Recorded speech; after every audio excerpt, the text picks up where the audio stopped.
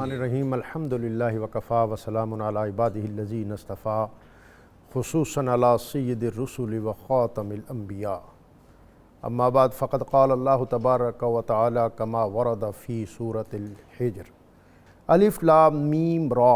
یہ آیتیں ہیں کتاب الہی کی اور روشن قرآن کی۔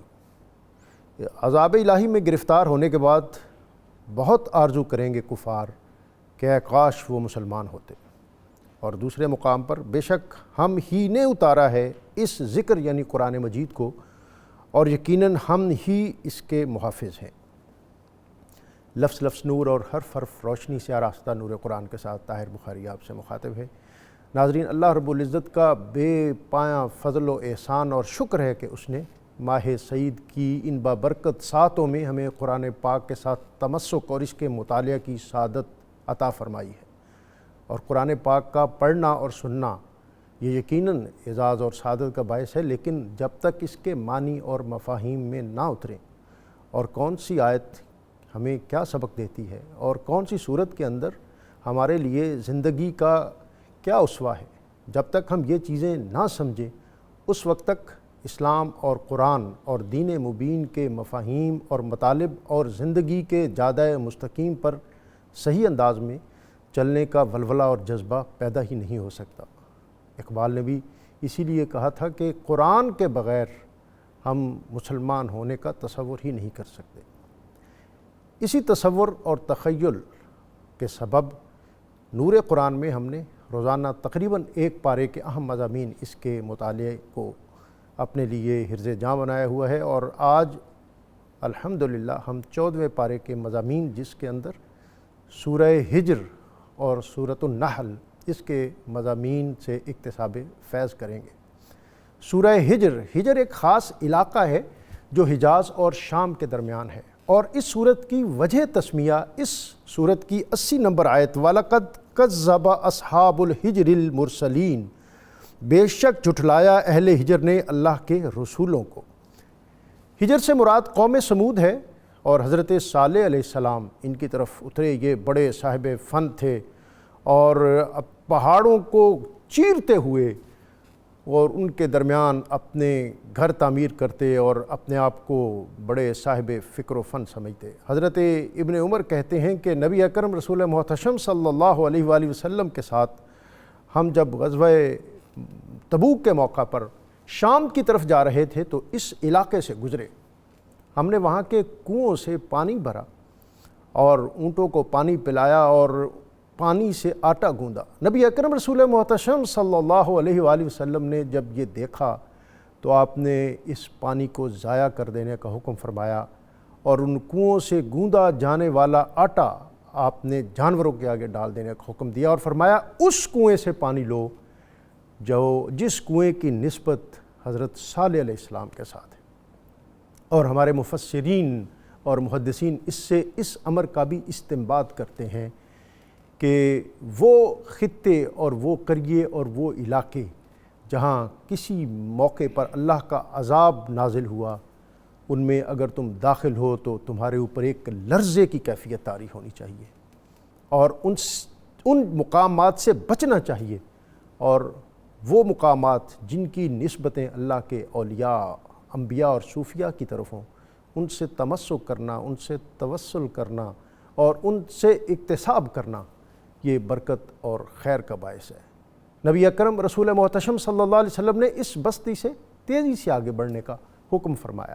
سورہ ہجر یہ ابتدائی سالوں کی صورت ہے، ہجرت سے قبل اور اعلان نبوت یہ مکی صورت ہے، اور مکی صورت کے ابتدائی سال جس کے اندر صورتوں کے اندر موضوعات کے اندر بہت تیزی ہے، اور اس کا آپ اندازہ اس امر سے لگا سکتے ہیں کہ سورہ ہجر سے قبل سورہ رعد اور سورہ ابراہیم، سورہ رعد کے 6 رکوع ہیں اور اس کے اندر 43 آیات ہیں، اور 7 آیات فی رکوع بنتی ہیں۔ اسی طرح ابراہیم اس کے اندر 7 رکوع ہیں اور 52 آیات ہیں، یہ تقریباً 7.5۔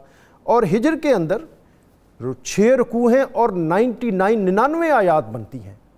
چھوٹی بحر ہے، چھوٹی ردیف ہے، لیکن مضامین کے اندر اس قدر تیزی ہے اور بہاؤ اس قدر تیز ہے، اور مضامین اس قدر مضبوط اور مؤثر پیرایا رکھتے ہیں کہ انسان سنے اور اس پر لرزہ طاری ہو جاتا ہے۔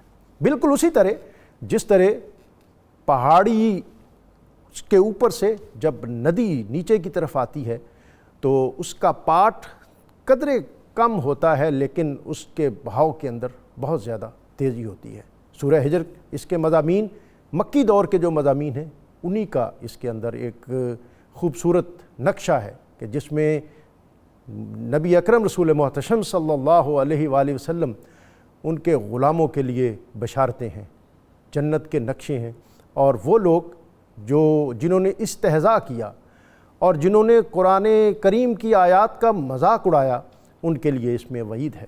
اور پھر مشرکین مکہ کا وہی روایتی طرز عمل اور ڈٹائی جو اس امر کے ہمیشہ متقاضی رہے کہ آپ کوئی ایسا معجزہ دکھائیں کہ جس کے سبب ہم یہ باور کر لیں کہ آپ واقعتاً اللہ کے نبی اور اللہ کے رسول ہیں۔ اور اس کے جواب میں اللہ رب العزت نے اس صورت میں ارشاد فرمایا کہ اگر ہم ان کے لیے آسمانوں کے دروازے کھول دیں اور ان کو آسمانوں کے اوپر جانے کا اندیا یا اجازت دے دیں اور وہ یہ مرحلہ طے بھی کر لیں تو پھر بھی یہ آپ پر ایمان نہیں لائیں گے۔ اور دوسری طرف یہ بھی فرما دیا کہ اگر یہ معجزہ دیکھ کر بھی ایمان نہ لائے تو پھر ہم ان کو نیست و نابود اور تہس نہس کر دیں گے۔ ان مختلف آیات اور مضامین اور عنوانات سے آراستہ آج کے ہمارے موضوعات، جس میں سورہ ہجر اور سورۃ النحل 14ویں پارے میں ہمارے زیر مطالعہ ہے، اور ہمیشہ کی طرح ان موضوعات پر گفتگو کے لیے ہمارے دو بہت عظیم اسکالر، اور میں اس پر بھی اللہ کا شکر ادا کرتا ہوں کہ اس پروگرام کو جینون علماء وہ دستیاب ہیں جو کہ آج کل اس طرح کے چینلز جو ہیں، مختلف چینلز جو ہیں، ان کو اس طرح وہ دستیاب نہیں ہوتے۔ علامہ مفتی محمد فاروق القادری صاحب، علامہ مفتی محمد اقبال چشتی صاحب، اور اللہ رب العزت کی بارگاہ میں حمد کا نذرانہ پیش کرنے کے لیے آج ہمارے ساتھ موجود ہیں واجد عباس قادری۔ ان کی طرف جانے سے قبل آج کا اسماء الحسنہ میں سے ایک اسم العدل، سب سے بڑھ کر انصاف فرمانے والا، اس اسم مبارک کی برکت یہ ہے کہ جو شخص کثرت کے ساتھ اس اسم گرامی کا ورد کرے اللہ تعالیٰ اس کے دل میں عدل و انصاف کی اہلیت پیدا کر دیتا ہے۔ مفتی صاحب، آج 14واں پارہ ہے اور سورۃ الحجر ہے اور اس کی آیت 42، بے شک میرے بندوں پر تیرا کوئی بس نہیں چلتا، ان عبادی لیس لک علیہم سلطان۔ جی جناب علی۔ بسم اللہ الرحمن الرحیم۔ ڈاکٹر صاحب، یہ بہت امپورٹنٹ آیت ہے اور اس کے مضمون سے ہمارے بہت سارے مغالطوں کا ازالہ بھی ہوتا ہے، اور ہمیں ہماری اپوزیشن کا پتہ چلے گا جو ہمارا بہت بڑا دشمن ہے۔ اللہ تعالیٰ نے فرمایا ان الشیطان للانسان عدو مبین، اور وہ مستقل ہمارے اس طاق میں لگا رہتا ہے۔ جی بالکل، انسان کا کھلم کھلا دشمن وہ شیطان ہے۔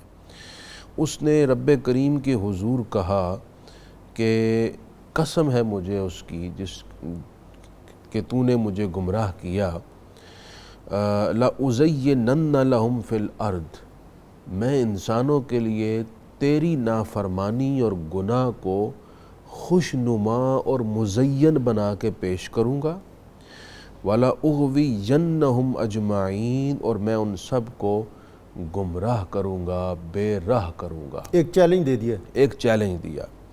پھر اس نے خود ہی کہا إِلَّا عِبَادَكَ مِنْهُمُ الْمُخْلَصِينَ، ہاں تیرے بندوں میں سے جو صاحبان اخلاص ہیں میرا ان پر بس نہیں چل سکے گا، باقیوں کو میں قابو کروں گا، تیرے خاص بندوں کو میں قابو نہیں کر سکوں گا۔ ڈاکٹر صاحب، ایک سوال یہ پیدا ہوتا ہے کہ اللہ تعالیٰ نے شیطان کو پیدا ہی کیوں کیا؟ اکثر لوگ نئے ذہن یہ سوال کرتے ہیں کہ جب اس نے ہمیں گمراہ کرنا تھا اور ہمارے لیے آزمائشیں اور طرح طرح کے امتحان کھڑے کرنے تھے تو ہمیں شیطان کو پیدا ہی کیوں کیا گیا؟ سیدھی سادھی زندگی ہوتی ہے، ہم عبادت کرتے ہیں اور پھر روز قیامت اور پھر جنت۔ ڈاکٹر صاحب، بات یہ ہے جس طرح ایک طاقتور پہلوان کی طاقت کا علم اس وقت ہوتا ہے جب وہ مد مقابل پہلوان کے سامنے کھڑا ہو اور اکھاڑے میں اتر کر اس کو چت لٹاتا ہے۔ ایک فوج کی طاقت کا اس وقت علم ہوتا ہے جب اس کا مد مقابل مضبوط ہو اور اس سے لڑ کر وہ اپنی توانائی کا اظہار کرتی ہے۔ اسی طرح اللہ تعالیٰ نے انسان کو جسم اور اس کے اندر ایک طاقت دی ہے جسے ہم روح کہتے ہیں۔ اس طاقت کا علم ہی اس وقت ہوتا ہے جب اس کے سامنے کوئی اپوزیشن بھی ہو۔ یوں ہی یہ سمجھ لیجئے کہ انسان کے جسم کے اندر جراثیم بھی ہوتے ہیں جو اس کو توانائی دیتے ہیں، جو اس جسم کے لیے ضروری ہوتے ہیں۔ اسی طرح اللہ تعالیٰ نے ہماری روح کی طاقت کے سامنے یہ جو شیطان ہے اس کو جراثیم کے طور پر رکھا ہے، جس سے ہماری روح کی طاقت کا اظہار ہوتا ہے اور روح دفاع کر کر کے مزید طاقتور ہوتی چلی جاتی ہے۔ یعنی یہ آویزش جو ہے یہ مومن کے لیے بلندی درجات کا باعث بنتی ہے۔ آپ وہ حدیث پاک آپ کے ذہن میں آئے گی کہ جب آپ جہاد سے واپس آ رہے تھے تو حضور نے فرمایا ہم جہاد اصغر سے جہاد اکبر کی طرف آ رہے ہیں۔ اللہ اکبر۔ عرض کی حضور اس سے بڑا بھی جہاد ہے؟ فرمایا ہاں، نفس کے ساتھ جہاد اس سے بڑا جہاد، یعنی ہوائے نفس اور شیاطین کے وساوس اور اس کے ہتھ کنڈوں اور اس کے پلانز کے خلاف انسان اپنے اندر جو جنگ لڑتا ہے وہ اس سے بڑا جہاد ہے۔ اس سے انسان کی روح طاقتور ہوتی ہے اور وہی صاحبان اخلاص ہے جن پر شیطان کا زور نہیں ٹلتا۔ اب قرآن مجید نے خود دو مزید مقامات پر اس کی تشریح کی ہے۔ مثلا قرآن نے کہا ان الذین قالوا ربنا اللہ ثم استقاموا تتنزل علیہم الملائکہ، جو بندے صدق دل سے کہتے ہیں اللہ ہمارا معبود ہے، پھر ڈٹ جاتے ہیں اس پر، تو اب کیا ہوتا ہے؟ فرشتے اس شخص کی مدد کے لیے اترتے ہیں۔ سبحان اللہ۔ کہ تم غم نہ کرو، تم رنجیدہ نہ ہو، اب رب تمہارے ساتھ ہے۔ اب شیطان کی اپوزیشن اس شخص کو بے راہ روی کی طرف نہیں لا سکتی۔ یوں ہی قرآن مجید میں فرمایا اِنَّهُ لَيْسَ لَهُ سُلْطَانٌ عَلَى الَّذِينَ آمَنُوا وَعَلَى رَبِّهِمْ يَتَوَكَّلُونَ، وہ لوگ جو ایمان لائے شیطان ان پر غالب نہیں ہو سکتا اور ان پر جو اللہ پر بھروسہ توکل رکھتے ہیں۔ انما سلطانہ علی الذین یتولونہ والذین ہم بہ مشرکون، شیطان کا زور تو ان پر چلتا ہے جو شیطان کو سرپرست بنا لیتے ہیں، جو شیطان کے ساتھ دوستی کر لیتے ہیں، جو اپنی خواہش شیطان کی خواہش بنا لیتے ہیں، شیطان کا زور ان پر چلتا ہے۔ معلوم کیا ہوا؟ معلوم یہ ہوا کہ شیطان کسی کو جبراً گمراہ نہیں کر سکتا۔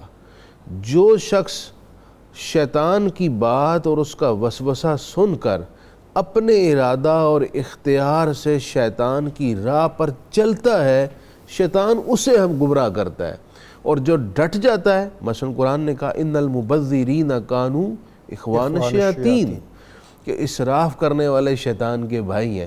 یہ راستہ تھا اس کا۔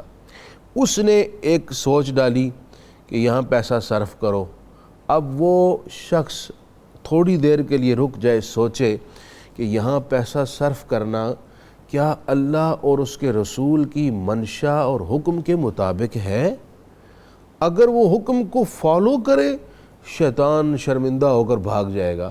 اگر وہ یہ نہیں سوچے گا اور کہیں بھی کسی گناہ کے کام میں، کسی نافرمانی کے کام میں، کسی ناجائز کام میں، کسی فضول کام میں یا کسی جائز کام میں بھی جتنا ضرورت تھا اس سے بڑھ کر صرف کرتا رہا، تو پھر یہ وہ راستہ تھا جو شیطان کا راستہ ہے۔ یہ شیطان کا اغوا ہے جو اس نے کیا ہے۔ مفتی صاحب کو بھی شامل کروں گفتگو میں۔ اور مفتی صاحب 49 اور 50 نمبر آیت ہے، بتا دو میرے بندوں کو کہ میں بلا شبہ بہت بخشنے والا از حد رحم کرنے والا ہوں، اور یہ بھی بتا دو کہ میرا عذاب بھی بہت دردناک عذاب ہے۔ بسم اللہ الرحمن الرحیم۔ اللہ تبارک و تعالیٰ نے اپنے پیارے محبوب صلی اللہ علیہ وسلم کو ارشاد فرمایا کہ اے محبوب صلی اللہ علیہ وسلم آپ میرے بندوں کو میرے غفور و رحیم ہونے کا بھی بتا دیں اور میرے عذاب کا بھی بتا دیں۔ اصل میں نبی اکرم صلی اللہ علیہ وسلم نے اپنی امت کی تربیت فرمائی ہے کہ ایمان بین الخوف والرجاء، امید اور ڈر کی درمیانی کیفیت کا نام ہے۔ نہ بندہ امید پہ اتنا آسرا لگا لے کہ اسے اللہ کا ڈر ہی نہ رہے، اور نہ خدا سے اتنا ڈرے کہ نہ امید ہو جائے۔ ان دونوں چیزوں کے درمیان ہے۔ تو نبی اکرم صلی اللہ علیہ وسلم نے اپنی امت کو بتا دیا کہ اپنے معاملات کو دیکھ کر اللہ سے ڈر کے زندگی گزارو اور اس کی رحمت کی امید رکھ کے اپنی زندگی گزارو۔ ہمارے ہاں آج کل جو صورتحال ہے ہوتا یہ ہے، ہم ہر چیز کو اللہ کے کرم پہ چھوڑ دیتے ہیں، کوئی مسئلہ نہیں، دیکھا جائے گا اللہ کا کرم ہوگا۔ ہم پابند ہیں قرآن و سنت کی تعلیمات کے۔ ہم اپنی خواہشات کے مطابق اگر عشق اور زندگی کا گزارا کریں گے تو تباہی ہمارا مقدر بنے گی۔ رسول اللہ علیہ السلام نے فرمایا کہ اگر مومن کو پتہ چل جائے کہ اللہ کا عذاب کتنا سخت ہے تو یہ جنت کی امید رکھنا چھوڑ دے، اللہ اکبر۔ اور اگر کافر کو پتہ چل جائے کہ اللہ کی رحمت کتنا ہے تو وہ جنت سے نا امید ہونا چھوڑ دے۔ اس سے میرے پاک نبی صلی اللہ علیہ وسلم نے اپنی امت کو درس دیا کہ اس کے عذاب سے ڈرتے رہو اور اس کی رحمت کی امید رکھتے رہو۔ اور ڈاکٹر صاحب اس آیت کریمہ میں کتنا خوبصورت بات ہے، نبے عبادی، محبوب میرے بندوں کو بتا دیں۔ واہ کیا کہنا، رب سبحان جن اللہ۔ بندوں کو اپنا بندہ کہہ رہا ہے، جو خدا کے بندے بن جاتے ہیں، پھر ان کو اللہ کی طرف سے مغفرت بھی ملتی ہے، رحمت بھی ملتی ہے۔ نبی اکرم صلی اللہ علیہ وسلم نے ایک بندے کو دیکھا، وہ بیت اللہ شریف کے پاس بیٹھا بار بار کہہ رہا تھا، یا اللہ تجھے بیت اللہ کا واسطہ مجھے معاف کر دے، بیت اللہ کا واسطہ مجھے معاف کر دے۔ نبی پاک علیہ السلام نے اپنے پاؤں مبارک کے انگوٹھے کے ساتھ اسے ٹھوکر لگائی، فرمایا بندہ خدا کیا کہہ رہا ہے؟ عرض کی یا رسول اللہ صلی اللہ علیہ وسلم، اللہ کو کہہ رہا ہوں تجھے بیت اللہ کا واسطہ مجھے معاف کر دے۔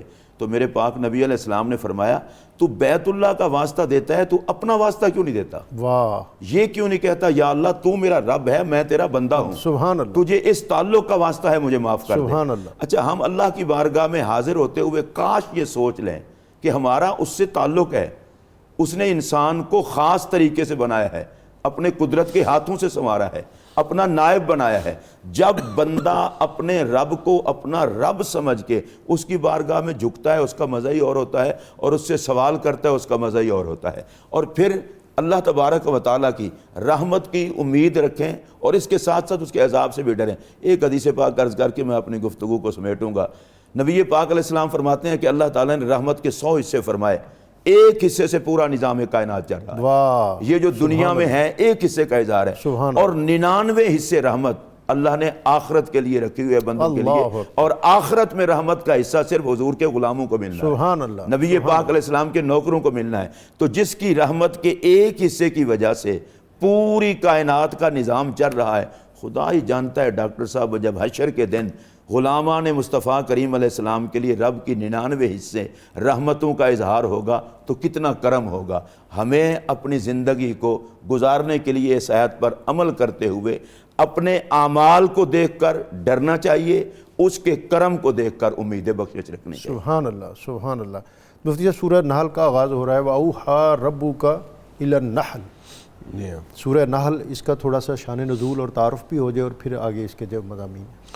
ڈاکٹر صاحب سورہ نحل مکی صورت ہے، اور جس زمانے میں یہ صورت اتری، مکہ کے لوگوں کے جو مشرکین کی اکثریت تھی، ان کے نظریات کے اعتبار سے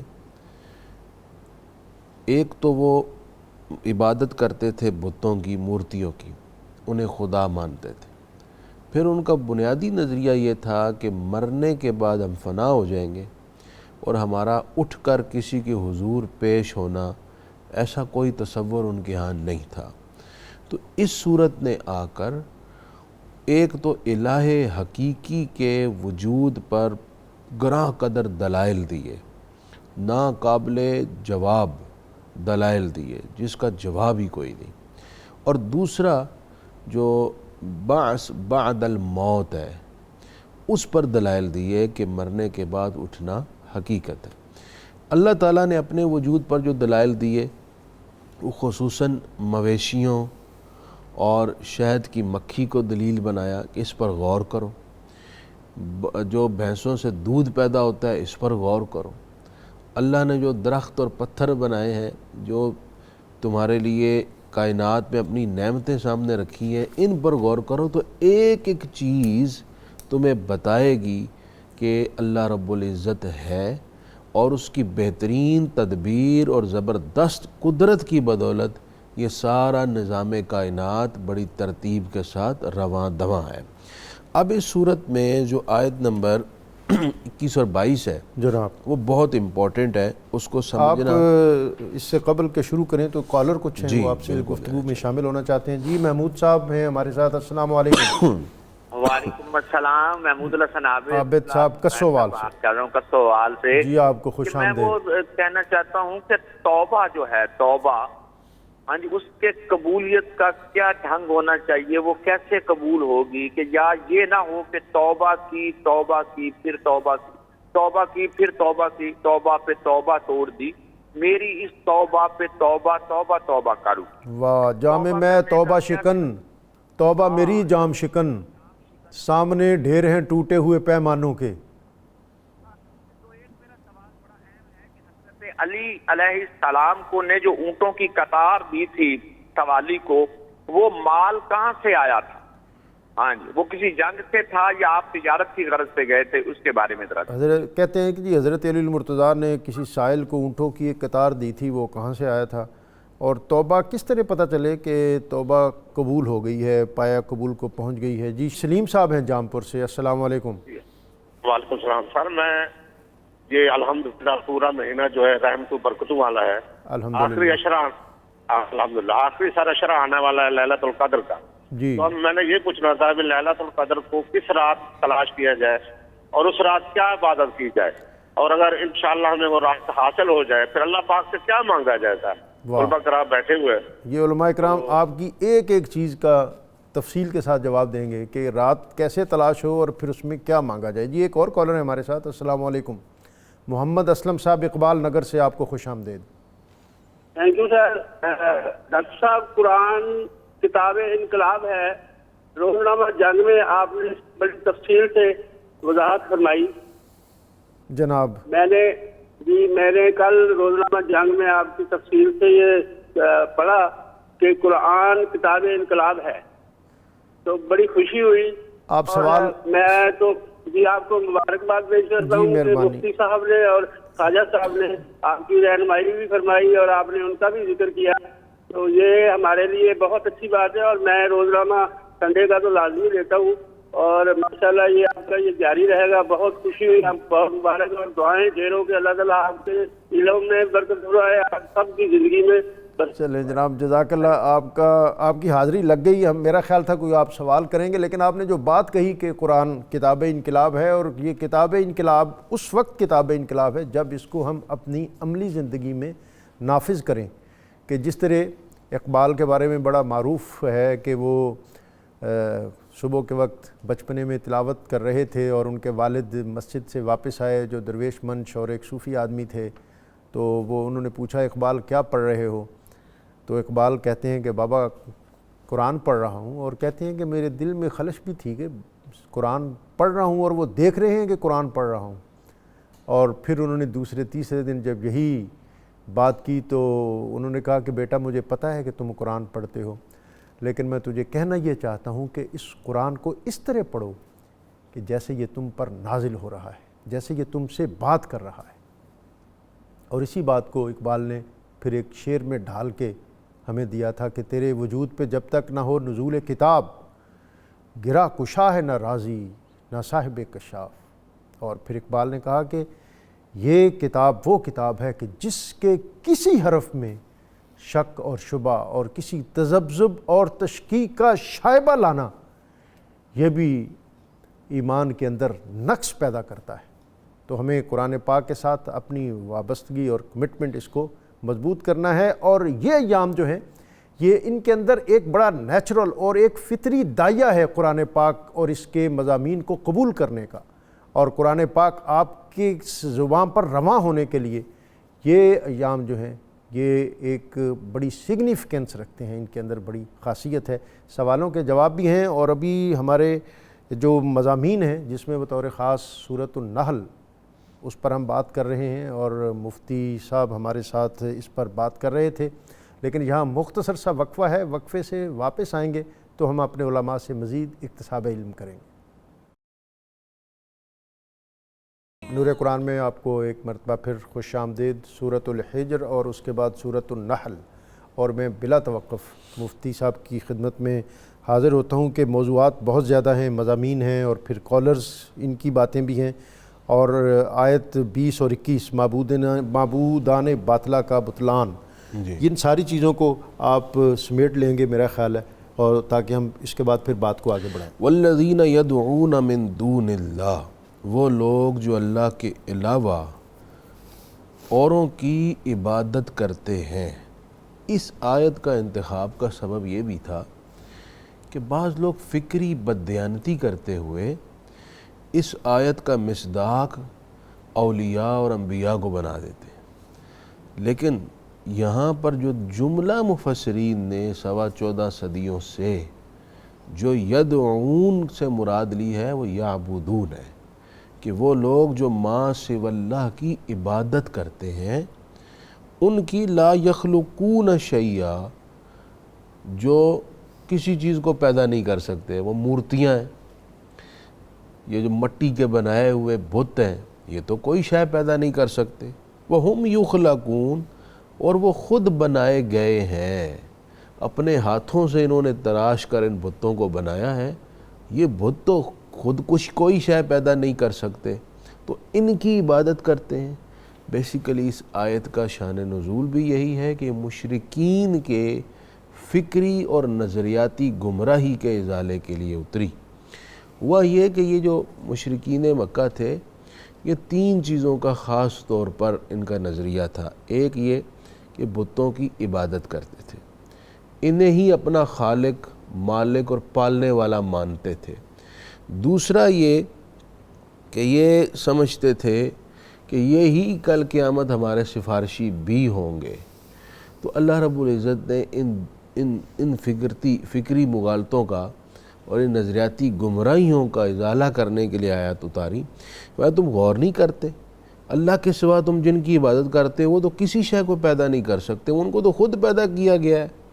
اموات غیر احیاء، یہ تو مردے ہیں، ان کے اندر کوئی روحیں نہیں ہیں۔ وما یشعرون ایان یبعثون، اور انہیں یہ خبر بھی نہیں ہے کہ لوگ کب اٹھائے جائیں گے قیامت کے لیے، تو تم انہیں خدا بنائے بیٹھے ہو۔ اب ان آیات کو پڑھ کر لوگ اولیاء پر لگا دیتے کہ جو اولیاء کرام ہیں وہ ان کی تو کوئی عبادت نہیں کرتا، ان کو تو سب اللہ کا نیک مقرب بندہ مان کر ان کا احترام کرتے ہیں، یقیناً، اور ان کے پاکیزہ راستے پر چلتے ہیں، اور جس ان کا کے حکم سبب ہے، تو دنیا کے خطوں میں اسلام پہنچا، اور ان کی پیروی کرنا، ان کے راستے پر چلنے کا تو حکم ہے۔ صراط الذین انعمت علیہم، کہ انعام یافتہ لوگوں کے راستے پر چلو، تو ان کی تو اقتداء کرنا یہ حکم قرآن ہے۔ اور پھر ان پاکیزہ ہستیوں کو اللہ کے حضور وسیلہ خود اللہ نے بنایا ہے۔ سبحان اللہ۔ حضور علیہ السلام نے فرمایا شفاعتی لأہل الکبائر من امتی، قیامت کے دن اللہ کے حضور میں تمام اہل کبائر کے لیے سفارش اور شفاعت کروں گا۔ سبحان اللہ۔ اللہ نے ان کو اذن دیا، من ذا الذی یشفع عندہ الا بإذنہ، اللہ نے خود اذن شفاعت عطا فرمایا۔ یوں ہی ان ہستیوں کو وسیلہ بنانا اللہ تعالیٰ کے حضور، اس کا بھی خود اللہ نے راہ دکھایا۔ وَلَوْ أَنَّهُمْ إِذْ ظَلَمُوا أَنفُسَهُمْ جَاءُوكَ فَاسْتَغْفَرُوا اللَّهَ، سبحان اللہ۔ وَاسْتَغْفَرَ لَهُمُ الرَّسُولُ، کہ اے لوگو اگر تم اپنی جانوں پر ظلم و ستم کر بیٹھو تو اپنے گناہوں کی بخشش کے لیے تم دربار رسالت میں حاضر ہو، اور جناب رسول اللہ صلی اللہ علیہ وسلم تمہارے لیے اللہ کے حضور درخواست کریں تو تمہاری بخشش ہوگی۔ تو اللہ رب العزت تو خود راستہ دکھا رہا ہے ان کا توسل اختیار کرنے کا، اور ان کے ذریعے سے اللہ کے حضور درخواست پیش کرنے کا۔ لہٰذا آیت کا غلط مطلب پیش کرنا یہ تحریف ہے، اور تحریف بہت بڑا گناہ ہے۔ کہ جو اللہ تعالیٰ کا مضمون ہے، اللہ تعالیٰ نے بندوں کی طرف پیغام دیا ہے، تعریف کا مطلب ہے اس کو بدل کر بندہ اپنے الفاظ قرآن کے منہ میں ڈالنے کی کوشش کرے۔ تو آیت کا اصل مطلب یہ ہے کہ یہ بت اور مورتیاں جن کی ہندو اور اس طرح کے مشرک عبادت کرتے ہیں، ان کے اس فعل کی مذمت ہو رہی ہے، ان کے گمراہ کن نظریات کی مذمت ہو رہی ہے، اور اس کے ضمن میں جو خالص اعتقاد مسلمانوں کے ہیں ان کو بیان کیا جائے۔ مفتی صاحب آپ اگر اس پہ کچھ کمنٹ کرنا چاہیں، اور اس کے بعد جو ہے دوسرا ہمارا آج کا موضوع لبناً خالصاً سائغاً للشاربین، خالص دودھ جو بہت خوش ذائقہ ہے پینے والوں کے لیے۔ بسم اللہ الرحمن الرحیم۔ میں ڈاکٹر صاحب اپنے سامعین کو اور ناظرین کو یہ کہنا چاہوں گا، قرآن مجید میں مختلف اصطلاحیں ہیں، من دون اللہ، اولیاء اللہ، حزب اللہ، رسول اللہ، نبی اللہ۔ کم از کم بندے میں اتنا تو عقل ہونی چاہیے، اگر نبی اللہ، حزب اللہ اور ولی اللہ یہ بھی غیر اللہ ہیں تو پھر خدا کے اپنے کون ہیں؟ واہ! تو یہ بڑی عجیب بات ہے کہ خدا والوں کو غیر بنا دینا۔ اور دوسری بات یہ ہے کہ قرآن مجید نے یہاں بتوں کی مذمت کی ہے۔ اللہ قرآن میں فرماتا ہے انکم وما تعبدون من دون اللہ حسب جہنم، کہ مشرکو تم بھی اور جن کی پوجا کرتے ہو اللہ کے علاوہ بتوں کی، وہ سارے جہنم کا ایندھن ہے۔ تو مسلمانوں کو شرم آنی چاہیے کہ یہ آیتیں تم انبیاء اور اولیاء پر فٹ کر کے خدا کے عذاب کو دعوت دیتے ہو۔ اور حضرت عبداللہ ابن عمر رضی اللہ تعالیٰ عنہ ان لوگوں کو جو بتوں والی آیتیں اہل اللہ پر چسپاں کرتے ہیں، فرماتے تھے شر الخلق والخلیقہ، خدا کی ساری مخلوق میں بدترین لوگ ہیں وہ۔ یہ نہیں دیکھا جائے گا علم کا دعویٰ ہے، یہ نہیں دیکھا جائے گا ان کے سروں پر دستار ہے یا چہروں پر داڑھی ہے، جو بتوں والی آیات پڑھ کر کے انبیاء اور اولیاء پر فٹ کرتے ہیں۔ حضرت عبداللہ ابن عمر صحابی رسول کا فتویٰ یہ ہے، خدا کی مخلوق میں سے وہ بدترین لوگ ہیں جن کو اتنا ہی پتہ نہیں ہے کہ بتوں میں اور نبیوں اور ولیوں میں فرق کیا ہے۔ بتوں سے نفرت ضروری ہے، انبیاء اور اولیاء سے محبت ضروری ہے۔ میرا خیال ہے ان کو پتہ تو ہوتا ہے، لیکن ان کے ذاتی تعصبات شاید اس طرح ذاتی تعصبات ڈاکٹر صاحب حد ہے، بندہ کلمہ پڑھے اور کلمہ پڑھ کے بتوں اور نبیوں کو ایک جیسا سمجھے تو یہ صرف دوسروں کو تباہ نہیں کر رہے، خود جہنمی ہو رہے۔ تو میں دوسری گزارش یہ ہے ڈاکٹر صاحب، اللہ کا فضل ہے، اسی آیت میں بتایا گیا اموات غیر احیاء، وہ تو بے جان روح ہیں، اور ہمارے آقا صلی اللہ علیہ وسلم تو گنبد خضرا میں بھی حیات حقیقی زندہ ہے۔ بندے کو کچھ عقل کرنی چاہیے، کلمہ جو پڑھ لیے یا بندہ سیدھا مسلمانوں سے باہر ہو جائے، یا پھر مسلمانی کے لباس میں کفر والے نظریات نہ پھیلائے، تحریف قرآن کر کے لوگوں کو گمراہ نہ کرے۔ آپ نے دوسری بات کی ہے دودھ سے اور مکھی کے شہد سے۔ اللہ تبارک و تعالیٰ نے لوگوں کو یہ بتایا کہ تمہارا کافر یہ کہتے تھے ایک دفعہ بندہ مر گیا، مٹی میں مل گیا، اب کیسے مٹی میں ملے ہوئے انسان کے اجزاء کو اللہ کی ذات اکٹھا کر کے پھر زندہ کرے گی؟ اللہ نے فرمایا روز مرہ کا یہ کام ہے، عقل کرو دیکھو، جانوروں سے ہم تمہیں دودھ دیتے ہیں، وہ چارہ کھاتے ہیں، اور چارہ کھانے کے بعد اسی چارے سے خون بنتا ہے، اسی سے گوبر، اور ہم تمہیں دودھ صاف اور ستھرا دیتے ہیں، نہ اس میں گوبر کی بو ہوتی ہے اور نہ اس میں خون کا رنگ ہوتا ہے۔ جو رب روزانہ تمہیں اپنی قدرت سے یہ کھلا پلا رہا ہے، اس کے لیے مردوں کو زندہ کرنا کون سا مسئلہ ہے؟ اور جس طرح شہد مختلف چیزوں کا رس وغیرہ چوستی ہے اور اس میں سے تمہیں شہد عطا کر لیا جائے مکھی سے، تو جو رب یہ کر سکتا ہے روزمرہ کی باتیں، اس کے لیے مردوں کو زندہ کرنا مسئلہ ہی کوئی نہیں ہے۔ تو یہ اس حوالے سے قبر سے اٹھنے کے بعد، مرنے کے بعد اٹھنے پر دلیلیں دی جا رہی ہیں کہ یہ تو روزمرہ کے کام ہے، رب کے لیے کوئی چیز محال نہیں ہے۔ ڈاکٹر صاحب کالر نے پوچھا تھا، اگر اجازت ہو تو بات کر دوں لیلۃ القدر کے حوالے سے۔ ہمیں ادھر ادھر دھکے کھانے کی ضرورت نہیں۔ حضور علیہ السلام نے فرمایا آخری عشرے میں اسے طاق راتوں میں تلاش کرو، آخری عشرے میں طاق راتوں میں تلاش کرو۔ طاق راتوں سے مراد 21، 23، 25، 27، 29۔ اور رسول اللہ علیہ السلام کی اپنی عادت کریمانہ یہ تھی، ویسے تو میرے آقا شب بیداری فرماتے تھے، لیکن ماہ رمضان میں بالخصوص آخری عشرے میں سرکار خود بھی بیدار رہتے اور اپنے گھر والوں کو بھی بیدار رکھتے۔ پھر انہوں نے پوچھا کہ اگر ہمیں لیلۃ القدر مل جائے تو ہمیں کیا مانگنا چاہیے؟ یہ سوال حضرت ام المومنین سیدہ عائشہ صدیقہ رضی اللہ تعالیٰ عنہ نے بارگاہ رسالت میں کیا تھا۔ تو نبی پاک علیہ السلام نے فرمایا تھا عائشہ اگر تمہیں شب قدر مل جائے تو یہ سوال کرنا، اللہم انک عفو تحب العفو فاعف عنی، یا اللہ تو معاف فرمانے والا ہے، معاف فرمانے کو پسند کرتا ہے، مجھے بھی معاف کر دے۔ تو یہ اللہ سے معافی کا سوال ہی کرنا چاہیے، اور یہ شب قدر کا سب سے بہترین وظیفہ ہے جو میرے آقا کا بتایا ہوا ہے۔ ایک اور کالر نے پوچھا جی توبہ قبول کیسے ہوگی؟ توبہ قبول تب ہوگی جب آپ مطمئن ہوں گے کہ آپ نے خلوص دل سے کی ہے، یعنی شرع صدر ہو جائے، آپ کو شرع صدر ہو کہ آپ نے واقعی توبہ کر لی کر ہے۔ لی ہے۔ اور توبہ کا مطلب یہ نہیں ہوتا کہ آپ زبان سے لفظ ادا کریں، توبہ کا مطلب یہ ہے کہ جتنے گناہ کیے ہیں، غلطیاں کی ہیں، ان کو نظر میں رکھ کر آئندہ نہ کرنے کا پکا عہد کر کے کہیں کہ یا اللہ مجھے معاف کر دے۔ اور جس کا ازالہ کر سکتے ہوں اس کا ازالہ وہ تو لازمی ہے، ازالہ کریں تو اللہ کی بارگاہ میں سوال کریں، تو اللہ تعالیٰ کا تو فرمان ہے کہ میں صرف توبہ قبول ہی نہیں کرتا، میں تو توبہ کرنے والوں کو دوست بناتا ہوں، محبوب بناتا ہوں۔ میں تو ڈاکٹر صاحب ایک اور بات کرتا ہوں، اللہ کے بندو توبہ صرف گناہوں کی معافی کے لیے نہ کرو، اس لیے توبہ کرو کہ توبہ کرنے سے بندہ خدا کا پیارا ہو جاتا ہے۔ اللہ خدا سے اگر محبت کا رشتہ توبہ اور استغفار سے جڑتا ہے تو یہ کل کیوں آج ہی کر لینی چاہیے۔ سبحان اور نبی پاک علیہ السلام نے اس حوالے سے جو ہمیں ہدایت دی ہے وہ یہ ہے، اجلوا بالتوبۃ قبل الموت، توبہ میں لیٹ نہیں کرنی، مرنے سے پہلے جلدی جلدی توبہ کر لو۔ اور تمہیں کوئی پتہ نہیں کہ گیا ہوا سانس واپس بھی آتا ہے کہ نہیں آتا، تو جو سانس باقی ہے اسی میں فوراً توبہ کر لو۔ شیطان بندے کو چکر میں رکھتا ہے، ابھی بڑا وقت پڑا ہے، بڑا وقت پڑا ہے، یہ شیطان خراب کر رہا ہوتا ہے۔ اور اچھا انسان وہ ہے جو جلدی توبہ کرے۔ اور اس پر رسول اللہ علیہ السلام کا ایک فرمان ذیشان، نبی پاک علیہ السلام فرماتے ہیں صبح ہوتی ہے تو اللہ اپنا دست رحمت دراز کرتا ہے کہ رات کے مجرم میری بارگاہ میں توبہ کر لے تاکہ دن ہونے سے پہلے تجھے معاف کر دوں، اور جیسے رات ہوتی ہے تو پھر اللہ اپنا دست کرم دراز کرتا ہے کہ تو توبہ کر لے اور میں تیرے دن کے گناہ معاف کر دوں۔ اصل میں اللہ چاہتا یہ ہے بندہ سوئے تو بخشا ہوا، اٹھے تو بخشا ہوا۔ ہمیں ہر وقت اپنے رب سے توبہ کرنی چاہیے۔ توبہ کی قبولیت کے لیے جب آپ خلوص نیت کے ساتھ مالک سے توبہ کریں، اس کے فضل سے یقین فرمائیں کہ اللہ تعالیٰ توبہ قبول فرمائے۔ سبحان اللہ، سبحان اللہ۔ مفتی صاحب اسی کو اگر آپ آگے بڑھاتے ہوئے، یہ شہد کی مکھی اور اس کا جو چھتا اور پھر اس سے جو ایسی ایک نادر چیز ہے کہ اگر آپ اس کا تخیل اور تصور اور پھر اس کو کوئی میکینیکل انداز میں بنانا چاہیں تو شاید اس مشینی دور میں اور سائنسی دور میں بھی ممکن نہ ہو۔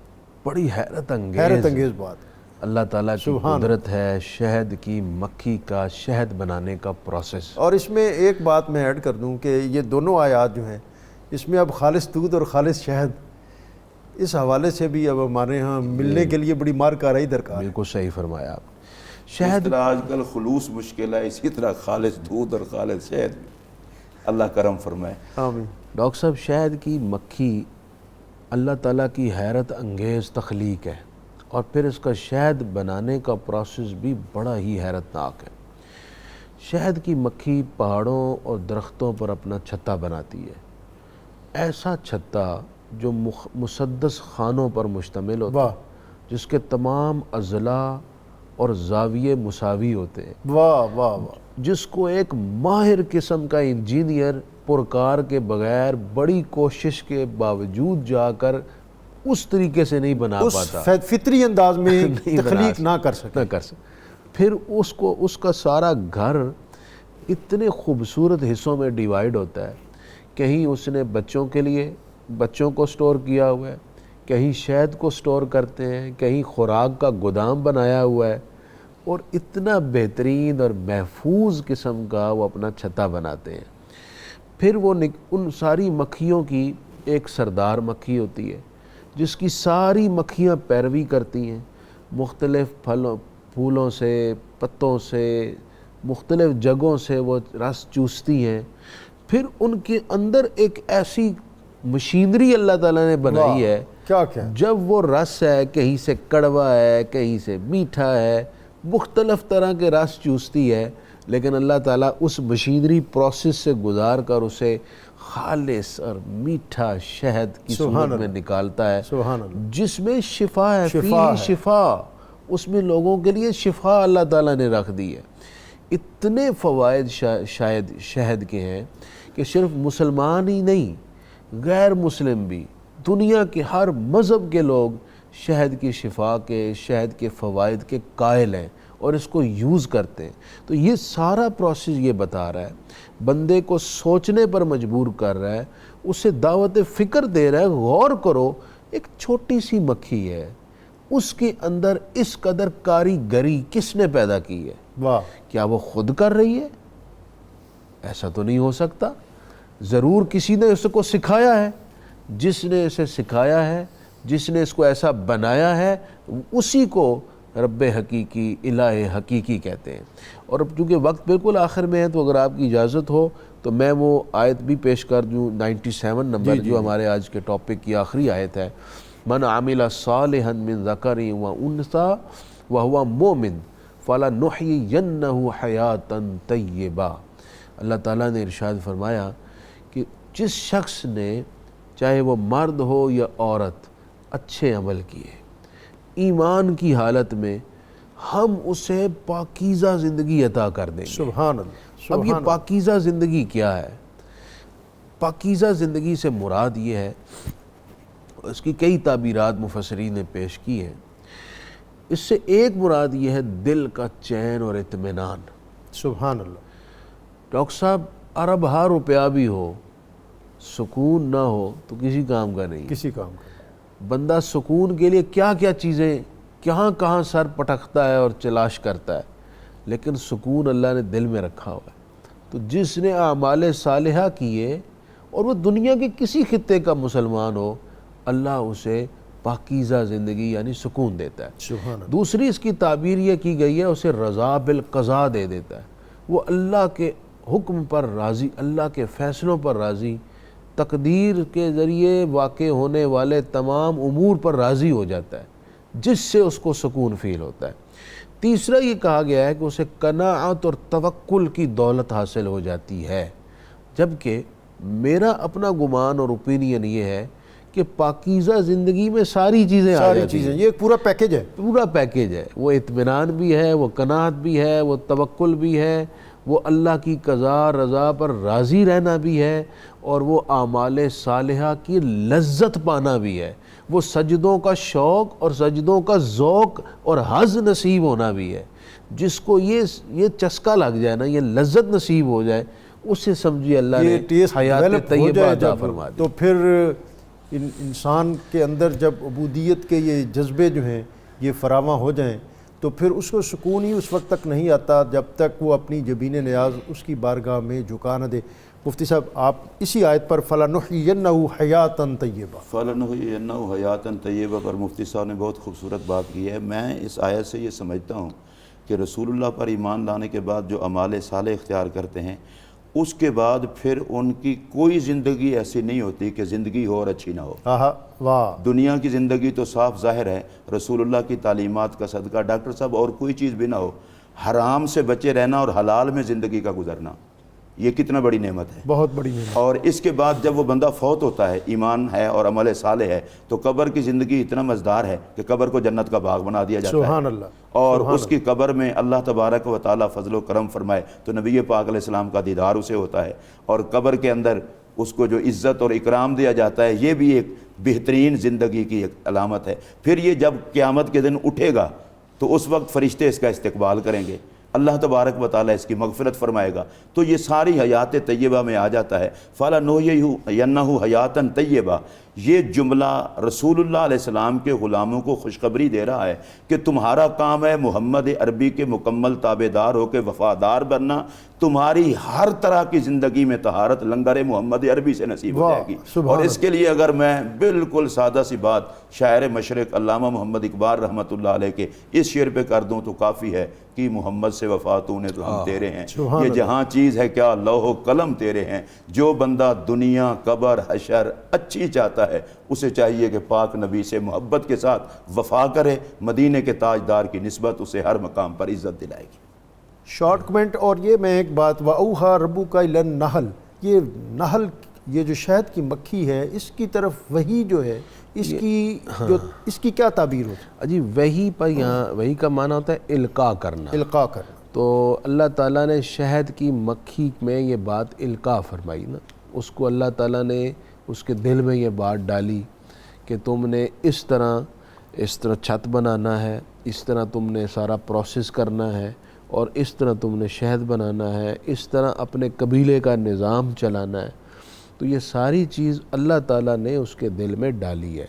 اس وحی سے مراد وہ وحی نہیں ہے جو اللہ تعالیٰ انبیاء کی طرف فرماتا ہے، وہ وحی کی اور قسم ہے۔ یہاں پر وحی کا لغوی معنی ہے کہ اللہ تعالیٰ نے اس کے دل میں یہ بات ڈال دی، یعنی اسے سکھا دیا، جیسے وہ ہر کائنات کے فرد کو سکھاتا ہے، ماؤں کو سکھاتا ہے، پیدا ہونے والے بچے کو سکھاتا ہے، کوے کے بچوں کو سکھاتا ہے، کبوتروں کے بچوں کو سکھاتا ہے، اسی طرح وہ شہد کی مکھیوں کو بھی اس نے سکھایا ہے کہ تم نے اس طرح اپنا نظام چلانا ہے۔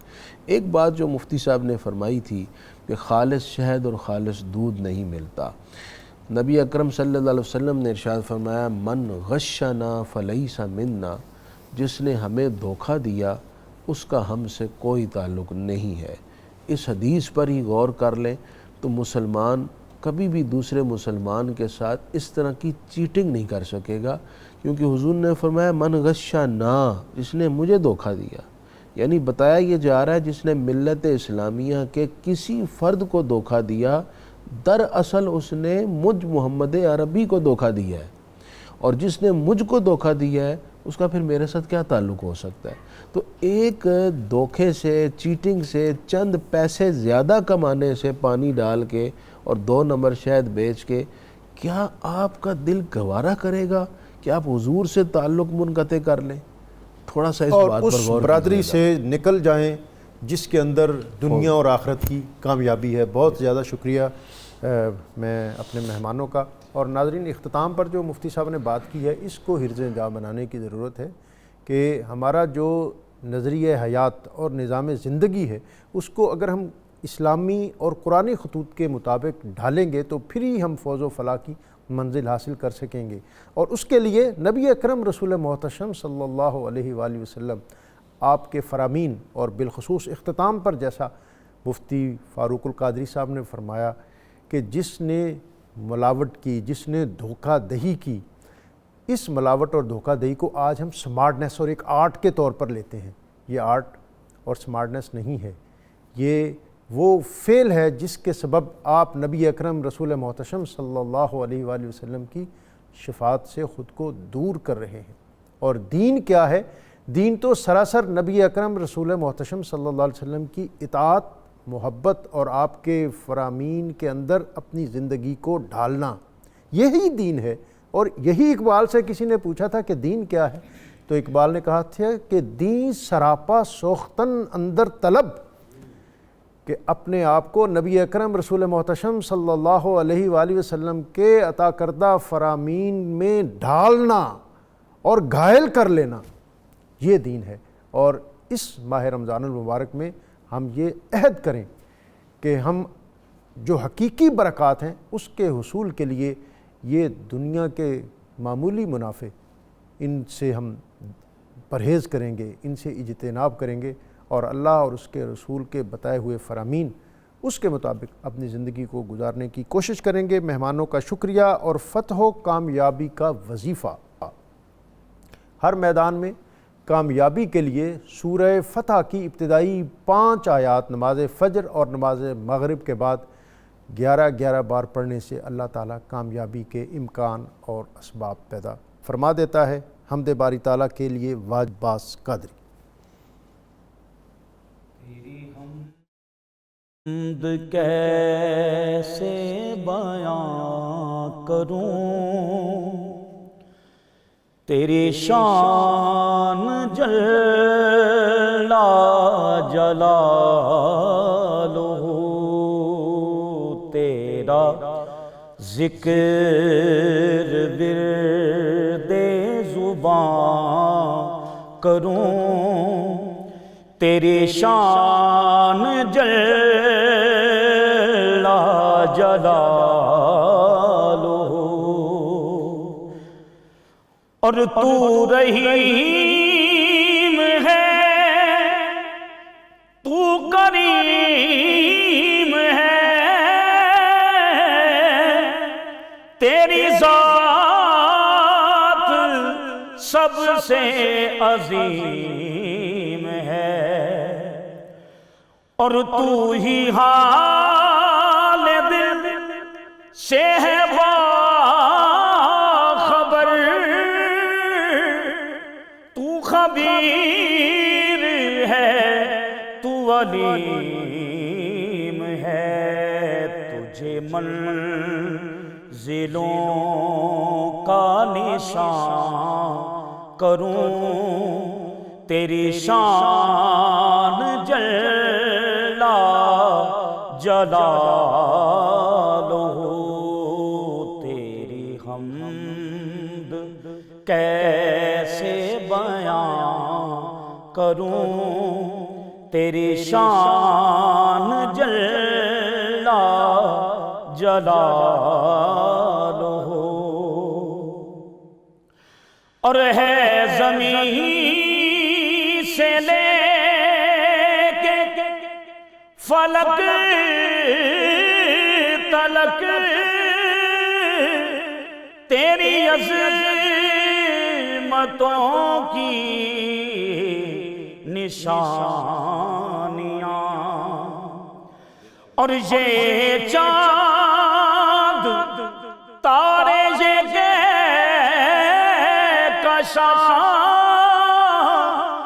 تیری رفعتوں کی نشانیاں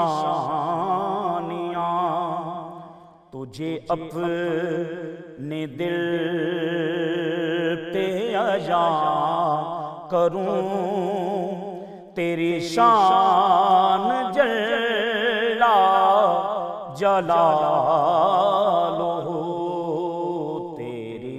حمد کیسے بیان کروں تیری شان جل جلالہ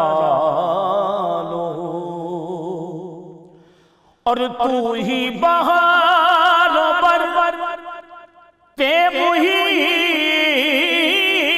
ہے تو خلا ہوا میں ہے اور تیری حکمرانی ہے چار سو تو بقا میں ہے تو فنا میں ہے تیرے حکم پر صدا کروں تیری شان جل جلالہ تیری حمد کیسے بیان کروں تیری شان جل جلالہ